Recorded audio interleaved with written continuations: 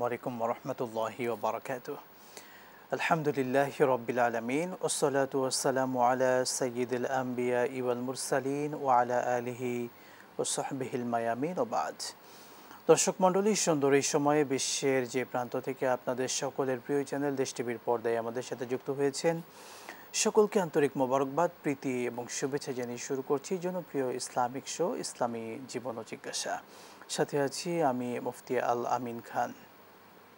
দর্শক, আজকের আয়োজনে অতিথি হিসেবে রয়েছেন প্রখ্যাত ইসলামিক স্কলার, যিনি বিভিন্ন সময়ে বিভিন্ন টেলিভিশনে ইসলামিক প্রোগ্রামগুলোর আপনাদের করা প্রশ্নের উত্তর দিয়ে থাকেন। ফজিলাতুশ শেখ হাফেজ মাওলানা লুৎফর রহমান হাফিজাহুল্লাহ, কেন্দ্রীয় সভাপতি বাংলাদেশ ইমাম সমিতি।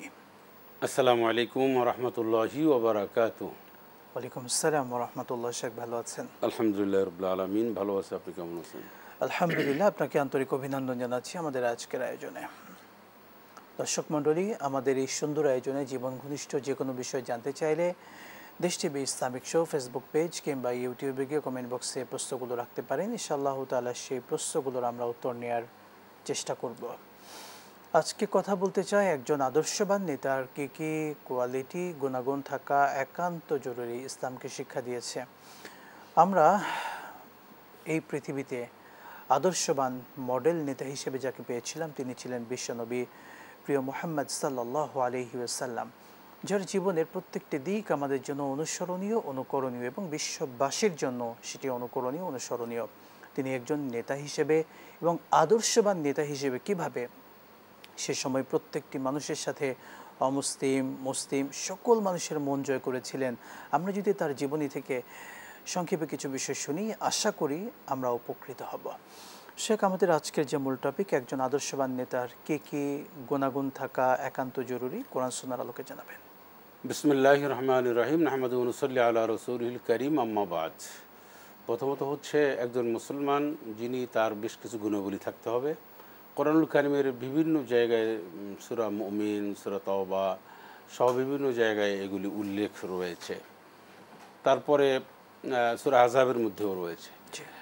আর সেকেন্ড হচ্ছে যে একজন নেতা যিনি হবেন, যিনি সমাজের নেতৃত্ব দেবেন, যিনি মসজিদের নেতৃত্ব দেবেন, যিনি দেশ এবং জাতির নেতৃত্ব দেবেন, নিঃসন্দেহে তার মধ্যে যে সমস্ত গুণাবলী থাকা উচিত বা যে চরিত্র বা সুন্দর বৈশিষ্ট্য ফুটে ওঠা উচিত বা থাকা উচিত, কোরআনুল কারীমের বিভিন্ন জায়গায় আল্লাহ রাব্বুল আলামিন উল্লেখ করেছেন বিক্ষিপ্তভাবে। এই বিক্ষিপ্তভাবে উল্লেখ করার মধ্যে এক জায়গায় আল্লাহ বলছেন আত-তাইবুন আল আবিদুন আল হামিদুন আস-সাইহুন আর রাকিউন আস-সাজিদুন আমিরুন বিল মারুফ ওয়া নাহুনা আনিল মুনকার ওয়াল হাফিজুনা লিহুদুদিল্লাহ ওয়া বাশশিরিল মুমিনিন। এখানে তওবার কথা বলা হয়েছে। একজন নেতা যিনি, তিনি তওবা অভ্যস্ত হবেন এই জন্য যে সে ডিসিশন নিতে গিয়ে যদি তার কোনো ভুল ত্রুটি হয়ে থাকে, জাতির খেদমতে নিজের ত্রুটি সব গুনাহ থেকে তিনি মুক্ত থাকার জন্য আল্লাহর কাছে ইস্তেগফার পাঠ করবেন। তারপর তিনি আনুগত্যশীল হবেন একমাত্র আল্লাহ পাকের সামনে আনুগত্যের মাথা নত করে দেবেন, ঝুঁকে দেবেন। এই আনুগত্য বা তিনি আর কাউকে পরোয়া করবেন না, পরোয়া করবেন একমাত্র আল্লাহকে। তারপরে উনি একজন সিয়াম সাধনাকারী হবেন, উনি রুকুকারী নামাজি হবেন, রুকুকারী হবেন, সিজদা দানকারী হবেন, অর্থাৎ আর সবসময়ের জন্য ভালো কাজ যেটা আছে সেটাই উনি নিজেও করবেন। দেশ জাতি ওনার অধীনস্থ মানুষকে, জনগণকে এই উদ্বুদ্ধ করবেন এবং সেদিকেই উনি ধাবিত করবেন। আর আল্লাহর কোনো সীমালঙ্ঘন, আল্লাহর যে চৌহদ্দি রয়েছে, আল্লাহর যে নির্দেশনাবলী রয়েছে, এই আল্লাহর সীমা কখনোই তিনি নিজে লঙ্ঘন করবেন না। এবং পরিচালনা করার ক্ষেত্রে, ডিসিশন মেকিংয়ের ক্ষেত্রে, আদেশ নিষেধের ক্ষেত্রেও দেশ জাতি ওনার অধীনস্থ লোকজন যাতে করে আল্লাহর বিধিবিধান অমান্য করে এমন কোনো কাজের সাথে উনি এই নির্দেশনা প্রদান করবেন না বা এই সিদ্ধান্ত নেবেন না, এই কর্মসূচি নেবেন না। যদি এমনটাই কোনো নেতার উত্তম গুণাবলী হয় যা আমি বললাম সংক্ষিপ্তভাবে, তাহলে তার জন্য একটা সুসংবাদ রয়েছে। অবশ্যই মুমিন, আল্লাহ পাক এখানে বলছেন যে সেই সমস্ত মুমিন বা সেই নেতার জন্য সুসংবাদ দুনিয়া এবং আখিরাতে। শেষের যে এই আয়াতে কারিমা শেষের দুটি পয়েন্ট, আল আমিরুনা বিল মারুফ ওয়ান নাহুনা আনিল মুনকার, অর্থাৎ এই দুটি পয়েন্ট আমাদের দেশে বা আমরা স্বাভাবিক আমরা যারা নেতা হিসেবে যাদেরকে মানি বা ফলো করি তাদের মধ্যে কতটুকু থাকা জরুরি, অর্থাৎ সৎ কাজে আদেশ এবং অসৎ কাজে বিরত রাখা, নিজে না করে এবং সমাজকে বিরত রাখা, এই দুটি বিষয় আমাদের সমাজের নেতাদের মধ্যে কতটুকু আমরা দেখতে পাচ্ছি? না, সেটা বিশ্লেষণ করলে তো আমরা দেখতে পারবো যে বৃহত্তর জনগণ যারা নেতৃবৃন্দ রয়েছে তাদের মধ্যে এটা নেই, বরং তারা এটা পদে পদে জীবনের পরশে পরশে এটা ভঙ্গ করছে, লঙ্ঘন করছে, নিজেরাও যেমন করছে, দেশ জাতিকে উদ্বুদ্ধ সেভাবে করছে না। কিন্তু একজন মানুষের জন্য, আল্লাহর একজন বান্দার জন্য, একজন মোমেনের জন্য, যিনি কলেমা পড়েছেন, যিনি আল্লাহ এবং আল্লাহ রসুলকে মানেন, তার মৌলিক কতগুলি কাজ, বেশ কিছু কাজ রয়েছে। এর মধ্যে একটি হচ্ছে তা'মুরুনা বিল মারুফ ওয়া নাহউনা আনিল মুনকার। তা'মুরুনা বিল মারুফ অর্থাৎ ভালো কাজ সে নিজে করবে, অন্যকেও আদেশ দিবে যতটুকুন তার সাধ্য আছে। সে তার বক্তৃতার মাধ্যমে, কলমের মাধ্যমে, বিবৃতির মাধ্যমে, তার যে কোনোভাবে সেই কাজগুলি, ভালো কাজ নিজে করবে, অন্যকেও করতে বলবে।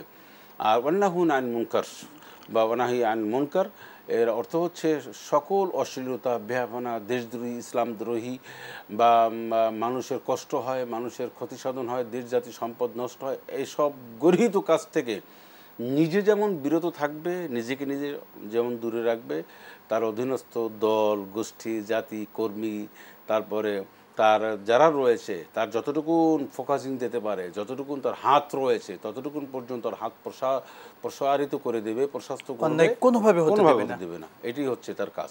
এবং এই যে অন্যায় প্রতিরোধে যদি সকলে সোচ্চার হয়, প্রত্যেকে তার জায়গা থেকে, অর্থাৎ প্রত্যেক দায়িত্বশীল, প্রত্যেক আদর্শবান নেতা যদি অন্যায় প্রতিরোধে সোচ্চার হয়, কোরআন সুন্নাহর এই আয়াতে কারিমার নির্দেশনায় বা আমাদের স্বাভাবিক বিবেকের তাড়নায় যে অন্যায় কাজ নিজে করব না, করতে দেব, এটা কিন্তু আমাদের মানবিক একটা বিষয়।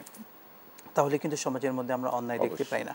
আমরা সে কারো শুনবো। আমরা অনলাইনে বেশ কিছু প্রশ্ন নিচ্ছি, দর্শকরা আমাদেরকে প্রশ্ন রেখেছেন। জয় নামে একজন ভাই প্রশ্ন রেখেছেন, কালো জাদু করে যদি বিয়ে আটকিয়ে রাখে সেক্ষেত্রে করণীয় কি?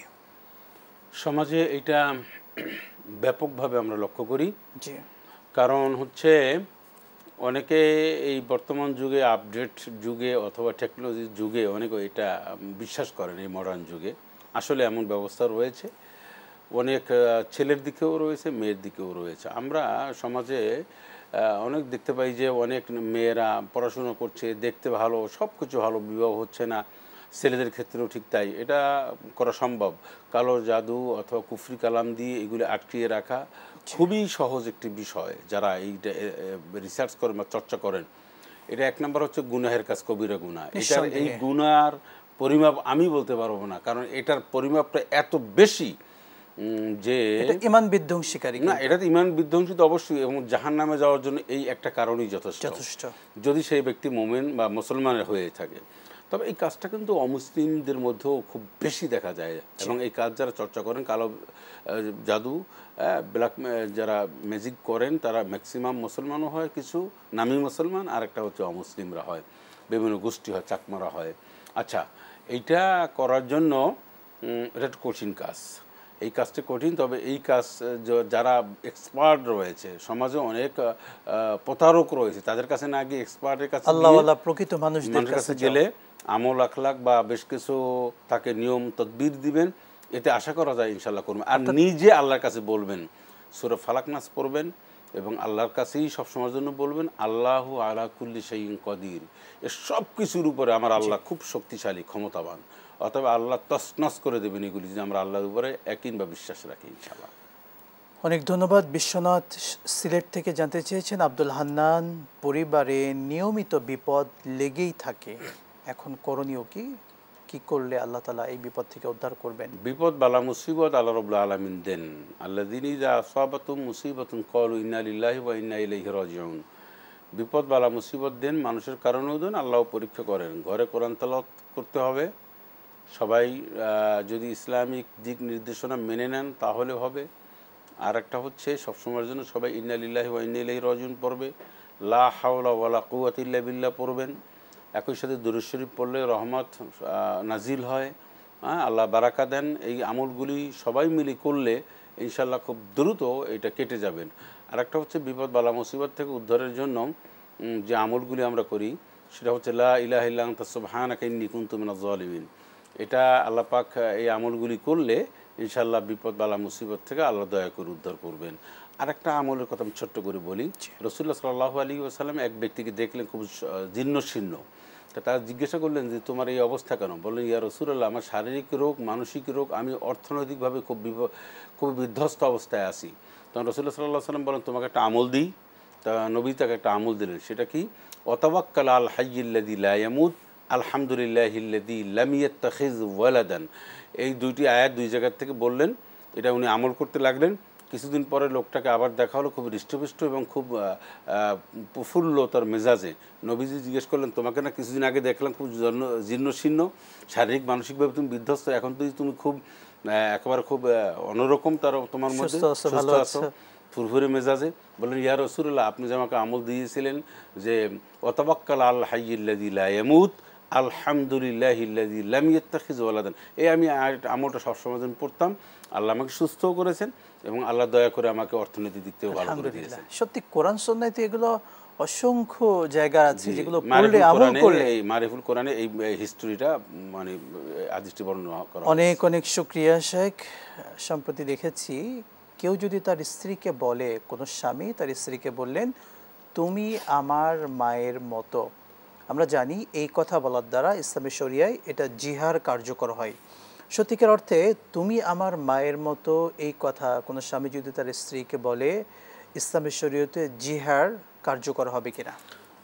ধন্যবাদ। আপনি একটা গুরুত্বপূর্ণ প্রশ্ন উত্থাপন করেছেন, যে আমরা সোশ্যাল মিডিয়ায় বিভিন্ন সময় যে দেখেছি অনেক যাদের ফলোয়ার রয়েছে বা পাবলিক ফিগার, তারাও কিন্তু এইরকম ঘটনা ঘটছে, আমরা আসছি। যাই হোক, অনেক ফ্যামিলিতে আমরা বলি এটা দেখি। একটা হচ্ছে যে এটা বলা যাবে না, তুমি আমার মায়ের মতন, অথবা রাগ করে তুমি আমার সাথে কথা বলবে না, মা যেরকম আমার হারাম ওই রকম হারাম, এরকম যদি নিয়তে কথা বলে সেটার একটা। আর একটা হচ্ছে কোনো মানুষ যদি না বুঝে মায়ের মতন বলতে, যে তুমি মায়ের মতন, তুমি যত্ন নাও, মায়ের মতন ওর সাথে দেখতেও হতে পারে, বা মা যেভাবে আচার ব্যবহার করে এটা হতে পারে।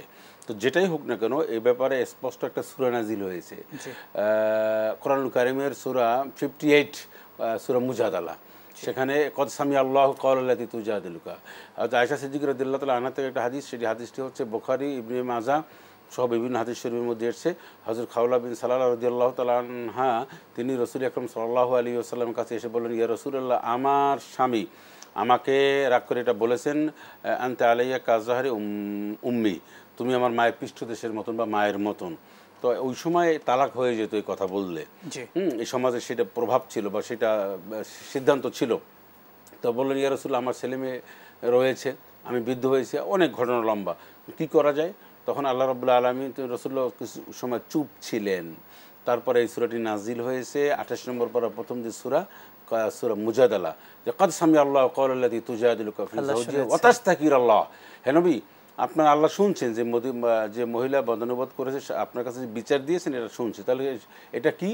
এটা ফয়সালা আল্লাহ পাক দিলেন, আল্লাযীনা যাহিরুনা মিনকুম মিন নিসাইহিম মা হুন্না উম্মাহাতিহিম মিন উম্মাহাতিহিম ইল্লাল্লাহি ওয়ালাদনাহুম। মা বললেই স্ত্রী মা হয়ে যায় না, প্রকৃত মা হচ্ছে যিনি সন্তান দেয় সেই। তাহলে এখানে একটা কি করতে হবে? ফাতাহরির রাকাবা, এই ভুলের কারণে একটা মানে একজন গোলামকে আজাদ করতে পারবে, আজাদ করতে হবে। যদি না পারে ফামাল্লাম ইয়াজিদ ফাসিয়ামু শাহরাইনি মুতাতাবিআইন, তাহলে সে 2 মাস বিরামহীনভাবে রোজা রাখবে।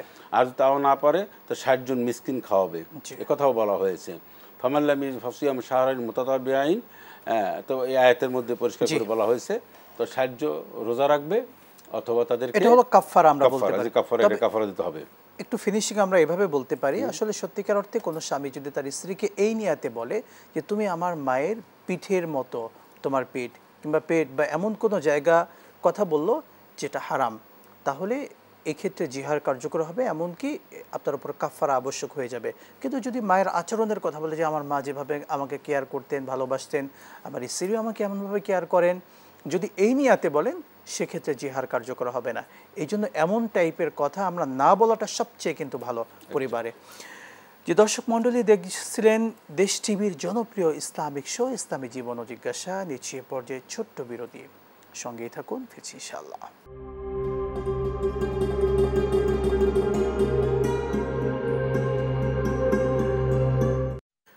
বিরতির পর আবারও স্বাগত জানাচ্ছি আপনাদের প্রিয় চ্যানেল দেশ টিভির পর্দায়, প্রিয় আয়োজন ইসলামী জীবন ও জিজ্ঞাসায়। দর্শক, আজকে অতিথি হিসেবে রয়েছেন শেখ লুৎফর রহমান হাফিজাহুল্লাহ। শেখ, আপনাকে অভিনন্দন জানাচ্ছি আরও একবার। আমাদের কাছে অনেকগুলো প্রশ্ন এসেছে, রামপুরা থেকে রিফাত নামে একজন ভাই প্রশ্ন রেখেছেন, কবর পাকা করা, কবরে বিভিন্ন সময় টাইলস করা হয় সুন্দর করার জন্য, সৌন্দর্য বর্ধনের জন্য, কিংবা খাঁচা দেয়া হয়, আসলে এইগুলো ইসলাম সম্মত কিনা, শরিয়া কি বলছে?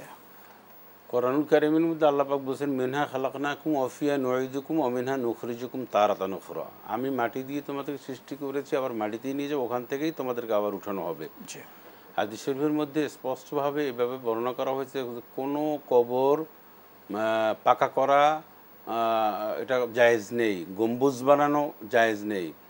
কবর সংরক্ষণ করা যেতে পারে চতুর্দিক থেকে একটা বাউন্ডারি দিয়ে, যেখানে অপবিত্র গরু ছাগল বা না হয়, এটা করা যেতে পারে। কবরকে সৌন্দর্য করার মতন, কবর সৌন্দর্য করবে মানুষ তার আমল দিয়ে, জি, এটা বিভিন্ন টাইলস ব্যবহার করে আমরা বিভিন্ন মাজার দেখতে পাই, এগুলো না। আপনি দেখবেন নবীদের কথা ভিন্ন, তাদের কথা তাদের সাথে তুলনা হবে না, তাদের তো আছে। এরপরে সাহাবা আজমাইনদের, আমি আলহামদুলিল্লাহ আল্লাহর শুকরিয়া, বহু দেশে বহু নবী রসুল সাহাবিদের কবর জিয়ারত করে আল্লাহ আমাকে তৌফিক দিয়েছেন, আমি দেখেছি। এই বিশেষ করে যারা মক্কায় আপনার ওহুদের প্রান্তে গিয়েছেন, 70 জন সাহাবি রয়েছেন, বদর প্রান্তে 13 জন সাহাবি শুয়ে আছেন। একজন সাহাবিদের কি কবর কোনো পাকা করা আছে? কিচ্ছু নাই। জান্নাতুল বাকি মাওয়া যাবেন, সেখানে হযরত ওসমান রাদিয়াল্লাহু তাআলা আনহু কবরটাও আপনি দেখবেন, প্রখ্যাত সাহাবি যিনি। এভাবে করে এটা ঠিক না। এবং আমরা সাহাবীরা কবর হতেন যে তারা যেন বলতেন যে এই কবর তো নিচ্ছিন্ন হয়, মাটির নিচে শুয়ে থাকবেন, মানুষের এখানে কোনো আনাগোনা চলবে না। সেই জন্য বিশ্বের সমস্ত ইসলামিক স্কলাররা একমত পোষণ করেছেন যে কবর ঘেরাও করে রাখা যাবে একটা চিহ্ন দিয়ে, কবর সৌন্দর্য করা, এখানে ডিজাইন করা, কারুকার্য করা, তারপর ওখানে কী বল মিনার তৈরি করা, এসব নাজায়েজ, এটা যাবে না। যত পীর আউলিয়া গাউস কুতুব হোক না কেন, এটা আমাদের মাযহাবে জায়েজ নাই। শুকরান, জাযাকাল্লাহ। মারিয়াম নামে একজন প্রশ্ন রেখেছেন, তাহাজ্জুদের সালাত পড়ার সময় ভয় লাগে, আসলে কারণটা কি? ভয় এটা মানসিক একটা মনের ভয়। তাহাজ্জুদ নামাজ আল্লাহর কাছে আবার ভয় কিসের? যে বলা হয়েছে যে লা তাখাফ, তুমি ভয় পেও না। আল্লাহর কাছে ভয় কেন করবে? তাহাজ্জুদ নামাজের সময় অনেক সময় ভয় পেতে পারে, সেই জন্য উনি উজু অবস্থায় তাহাজ্জুদ নামাজ পড়বে। আমরা একদম পরিষ্কারভাবে তাকে আল্লাহর উপর ভরসা করে অভয় দিলাম যে ওনার কোনো ভয় নেই। ওনারা মনে করে হয়তো মানুষের শেষ রাতে যখন উঠবেন, মানুষের সাথে, প্রত্যেকটা মানুষের সাথে ফেরেশতা থাকেন। লাহু মুআক্কিবাতুম মিন বাইনি ইয়াদাইহি ওয়া মিন খালফিহি ইয়াহফাজুনাহু মিন আমরিল্লাহ। মানুষের সামনে পিছনে ফেরেশতা থাকে, গার্ড দেওয়া থাকে, তার নিরাপত্তার জন্য আল্লাহ প্রত্যেক মানুষের ফেরেশতা থাকেন। এবং কিরামান কাতিবিন তো থাকেনই, দুজন সম্মানিত লেখকদ্বয় আছেন। এরপর প্রত্যেকটা মানুষের ভালো জিন থাকে এবং ফেরেশতারা থাকে। একজন মানুষকে আল্লাহ রাব্বুল আলামিন নিরাপত্তার জন্য এই কাজগুলি করে থাকেন। সুতরাং আপনি ভালো কাজ যখন করছেন, তখন আপনার সাথে যে সমস্ত ফেরেশতা ভালো রয়েছেন তারা শক্তিশালী হয়, তারাই মোকাবেলা করবে আপনাকে অনিষ্ট করতে চাইলে। আপনার কোনো ভয় নেই ইনশাআল্লাহ। আপনি নিয়মিত নামাজ পড়ে যান, দোয়া দুরূদ চালিয়ে যান ইনশাআল্লাহ। এবং আমরা যদি ভয় লাগেই বলবো যে আপনি লাইট জ্বালিয়ে পড়ুন, না, লাইট জ্বালিয়ে পড়তে পারবে, অসুবিধা নেই। অনেক ধন্যবাদ। আরিফা নামে আরেকজন জানতে চেয়েছেন, আজানের সময় টয়লেট ব্যবহারে কোনো ক্ষতি হয় কিনা? না, আজানের সময় আপনার এটা হলো জরুরি হাজত, এখানে টয়লেট ব্যবহার করবে। তো এখন সে সময় আজান দিল, তো নিয়ম হচ্ছে সে আজানের দিকে খেয়াল দেবে না, তার মনটা আজান থেকে, কানে শুনবে ঠিক আছে, এটা তো আমি কান বন্ধ করে রাখতে পারবো না। তো সেক্ষেত্রে মনের দিক থেকে ওনার মনটা ঘুরিয়ে রাখবে, অন্যমনস্ক হবে বা কিছু। তো কানে যে উনি আজান শুনলেন অথবা কোরআন তেলাওয়াত দূর থেকে আসলে শুনলেন, এখানেও কোনো সমস্যা নেই। এখানে একটি ছোট্ট বিষয় আমরা জানি, আর যদি মনে করেন যে আমি আজানের পরে বাথরুমে একটা টাইমে আজান হয়, এরপরে আমি যেতে পারি, আগে যেতে পারি, এই সিস্টেমটা এটা হলো সবচেয়ে ভালো। কিন্তু মসজিদে বা অনেক সময় তো অনেক কিছু হবে না এটা আসলে। তবে পারতপক্ষে চেষ্টা করা আজানের সময় টয়লেট ব্যবহার না করা, কেননা আমরা কিন্তু এটা জানি, শয়তান অর্থাৎ যখন আজান হয় তাদের যেখানে পালানোর একটা জায়গা হচ্ছে, সে সময় বাথরুমে তারা পালায়, কিন্তু অবস্থান করে, তারা কুকুর এবং বাথরুমে এই জায়গাগুলোতে তারা অবস্থান করে আজানের সময়।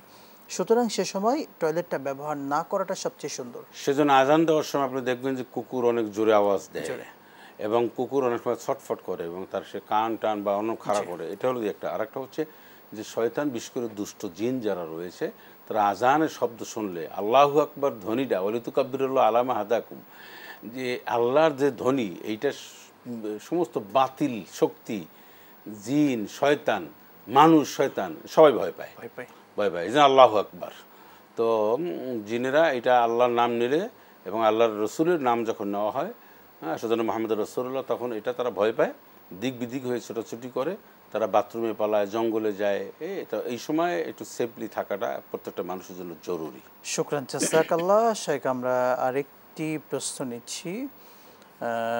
আমাদেরকে তানিয়া নামে আরেকজন বোন জানতে চেয়েছেন, মেয়েরা জুমার দিন কিভাবে জোহরের সালাত আদায় করবেন?